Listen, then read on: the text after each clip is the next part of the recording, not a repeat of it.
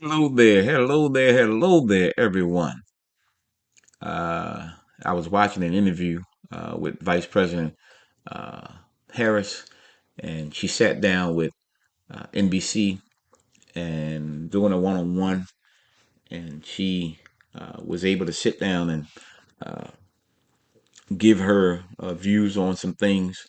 But what I found very uh, troubling was she had an opportunity to define who she was, distinct from anyone else, be it President Biden or former President Donald Trump, and to say where she is and what she stands on some key issues. And what she said, it probably raises more questions again. People are trying to figure out, who are you? Where do you stand? Draw a line in the sand with yourself. And people are just not getting that from you. There seems to be no authenticity with you. Nothing authentic about you. That's what folk are trying to figure out and to get to know. And so often, when you open your mouth, it seems like you're not giving them an answer. Nothing clear. Who are you? That's what folk want to know. So we're going to see what she has to say. And again, I got it was she sat down with NBC, and what I saw was some excerpts from that, from the Washington Free Beacon. Uh, did the highlights basically of the interview, and so if you want, you can go there and watch it in full. But let's see what it is that she has to say.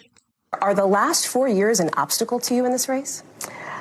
Here's how I look at it. First of all, let me be very clear. Mine will not be a continuation of the Biden administration. You I don't bring want my it own to be. experiences, my own ideas to it, and it has informed a number of my areas of focus, most of which are, on, to your point, lowering costs. Okay. I am traveling the country. I am very clear. Cost of groceries still too high. The voters know it. I know it. Yeah. Doing what we must do to bring down the cost of living, but also to help people not just get by, but get ahead. And I'm proud to report to you that economists from Nobel laureates to Goldman Sachs have reviewed my economic plan versus Donald Trump's, and in comparison have found that my plans will strengthen America's economy.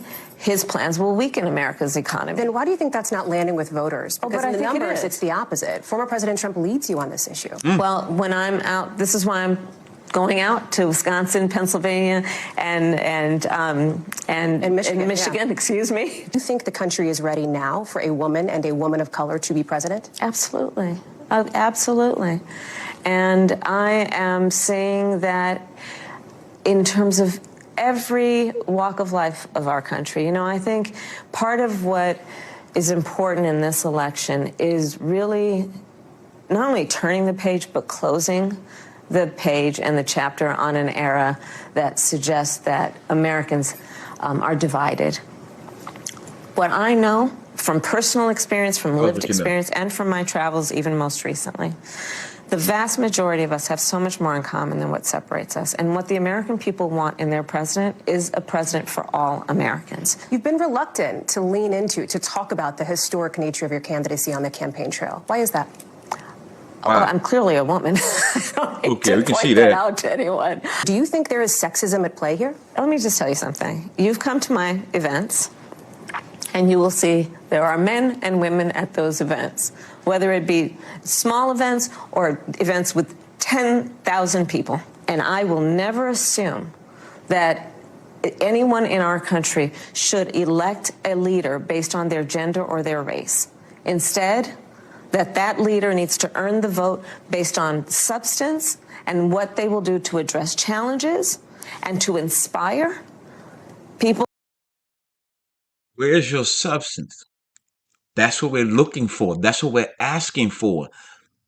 Talk about inspiration. You're not inspiring. What are you talking about? You talking? Oh, let's just finish and see what she says. People to know that their aspirations and their ambitions can and will be achieved through the opportunity to do that. We need to put back in the protections of Roe v. Wade. And that is it. But what if you can't do that? What if you can't get that passed and you want to save lives in Florida and in Texas and in Georgia? What do you do? I'm not going to go down that rabbit hole with you right now. Because it's a question that's out there because it's not a guarantee that Democrats will win control of Congress. Well, I'm doing everything I can to make sure that we do. Do you believe that transgender Americans should have access to gender-affirming care in this country? I believe we should follow the law. I mean, I think you're probably pointing to the fact that Donald Trump's campaign has spent tens of millions of dollars. They're trying to define you on this. Yes, I'm asking you to define yourself, though. Just broadly speaking, what is your value? Do you believe they should have that access? I believe. Define yourself. Here's an opportunity for you to define yourself. What are you going to say? Believes that people, as the law states, even on this issue about federal law, that is a decision that doctors will make in terms of what is medically necessary. I'm not going to put myself in the position of a doctor. I will move on, but I don't know that I heard a clear answer from you on the issue of gender-affirming care. It sounds like what you're saying is there should be something between trans Americans and their doctors. It feels like that's a long way from "we see you and we love you," which was your message to trans Americans in May. Right. What do you want the LGBTQ plus community to know as they're looking for a full-throated backing from you for trans Americans? I believe that all people should be treated with dignity and respect.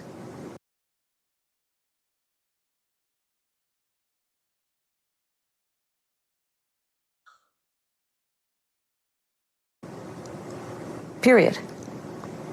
And should not be vilified for who they are. And should not be bullied for who they are. And that is a true statement for me my entire career. Where do you stand on this issue? 1 minute you say, I see you, I hear you. Now you're saying, I'm going to follow the law. What? Sitting here 2 weeks away from election night. Last election, the former president came out on election night and declared victory before all the votes were counted. What is your plan if he does that again in 2 weeks? Well, let me say this. We've got 2 weeks to go. But do you believe, is there any part of you that subscribes to the argument that has been made in the past that a pardon could help bring America together, could help unify the country and move on? Let me tell you what's going to help us move on. I get elected president of the United States. The choice before the American people is the choice to choose to turn the page. Would you consider, if you're president, starting from scratch with ICE? Let me tell you what the Customs and Border Patrol agents need, what the immigration system needs. It needs to be fixed. Can you say that you were honest with the American people about what you saw in those moments with President Biden as you were with him again and again, repeatedly in that time? Of course. Joe Biden is an extremely accomplished, experienced, and capable in every way that anyone would want if they're president. You never saw anything like what happened at the debate night behind closed doors with him?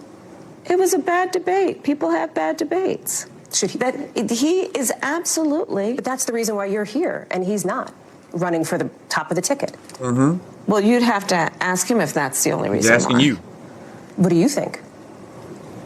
I am running for president of the United States. Joe Biden has done the work that has been about being a leader on what we have done to fix so much of what has been broken in terms of the economy because of Donald Trump's mismanagement. I speak with not only sincerity, but with a real firsthand account of watching.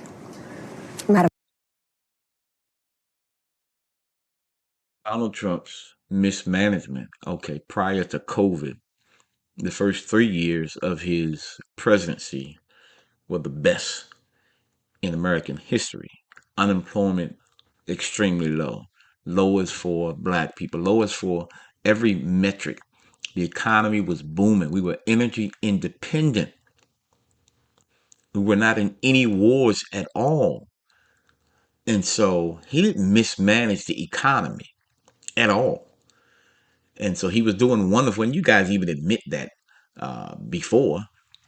But the way you admit it was because it was doing so well because of Barack Obama. He inherited Barack Obama's policies. So if he inherited Barack Obama's policy and we were doing so well under President Trump, and then you come in and say, no, we were doing terrible. I don't get it. Those are mixed messages. Come on, which one is it? One minute you guys say, yeah, the economy was doing wonderful because that was Obama. That was what Barack Obama started. But then you come in and say, no, he mismanaged the economy. And his economy was worse, and you guys are going to make it better. You're in office right now. You don't have to wait to do these things. These things can happen now. I think she's about to wrap it up. And Vice President, thank you for your time. I appreciate you being with us today. Thank you.